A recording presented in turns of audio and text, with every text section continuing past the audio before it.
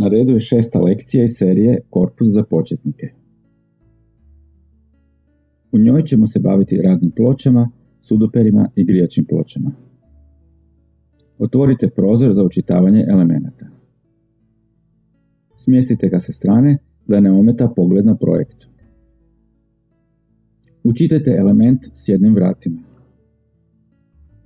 Dodajte još element s dvoja vrata. A zatim postavite element za sudoper. Dodajte radnu ploču. Radna ploča se automatski postavlja preko svih elemenata.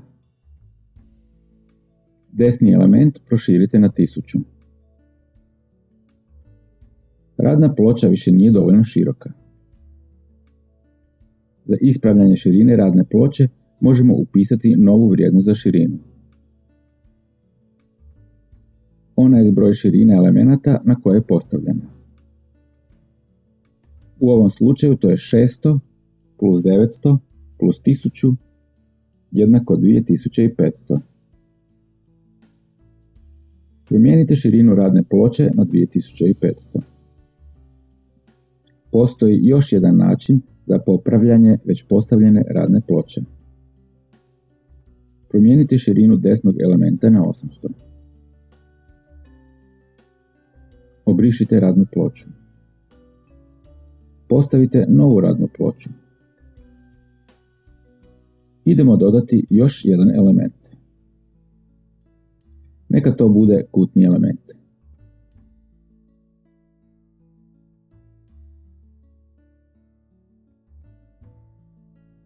Nakon toga postavite još jedan element. Trebao bi se samostalno postaviti na pravo mjesto. Novi smjer mu je odredio kutni element. Uzmite prvi element i premjestite ga na kraj. Idemo dodati još jednu radnu ploču. Na ekranu se pojavljaju upozorenje. Nije moguće dodavati radne ploče ako ih u projektu već ima. Obrišite postojeću radnu ploču. Postavite nove radne ploče. Radne ploče su elementi i za njih vrijede pravila kao i za sve druge elemente. Mogu im se mijenjati dimenzije i pozicije. Pretpostavimo da nismo zadovoljni načinom rasporeda ploča. Želimo da lijeva ploča bude kraća, a da desna ploča počinje od zida. Selektirajte prvu ploču i širinu joj smanjite za 600. Pomaknite drugu ploču na novu poziciju. Na kraju desnu ploču proširite za 600. Idemo postaviti sudoper. Selektirajte element za sudoper. Ako se ne vidi koji je, selektirajte ga na popisu elemenata. Kliknite desnom tipkom miša na njega i odaberite Ugradi, a zatim sudoper. U mapi sa sudoperima odaberite jedan. Sudoper se pojavio na radnoj ploči. Idemo ovaj sudoper zamijeniti nekim drugim. Selektirajte element, desnim klikom otvorite mali izbornik i odaberite Zamijeni. Odaberite sudoper za zamjenu.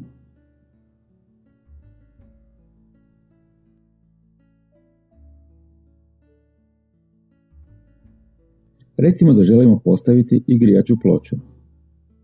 Selektirajte element iznad kojeg će biti grijača ploča. Desnim klikom odaberite Ugradi, a zatim grijaču ploču.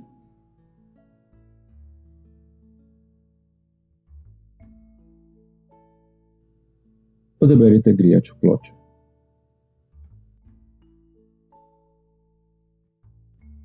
Zamjena grijače ploče obavlja se na isti način kao i zamjena sudopera. Na isti način se radi i uklanjanje, pa ćemo to objasniti na primjeru grijače ploče. Selektirajte element kojim želite obrisati grijaču ploču. Desni klik na element, zatim ukloni, a onda odaberite što želite ukloniti. Ako izgleda da se ništa nije dogodilo, promijenite malo mišem pogled na projekt. Grijača ploča je nestala, ali je ostala rupa na radnoj ploči zbog greške u programu. Proširite radnu ploču za bilo koju vrijednost kako bi pokrenuli ponovni izračun. Vratite na kraju pravu vrijednost. RC verzija korpusa ima skriptu koja gornje probleme rješava jednim klikom. U ovoj lekciji smo naučili kako se postavlja radna ploča,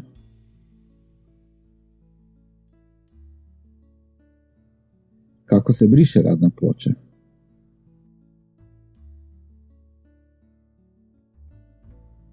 kako se postavlja više radnih ploča, kako se radnim pločama mijenjaju položaj i dimenzije,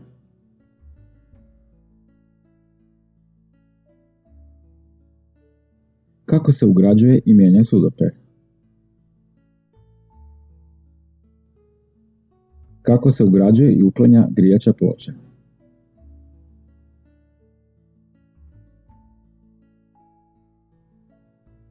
Ovo je bilo sve u 6. lekciji. Više informacija o korpusu RC pronađite na našoj internet stranici.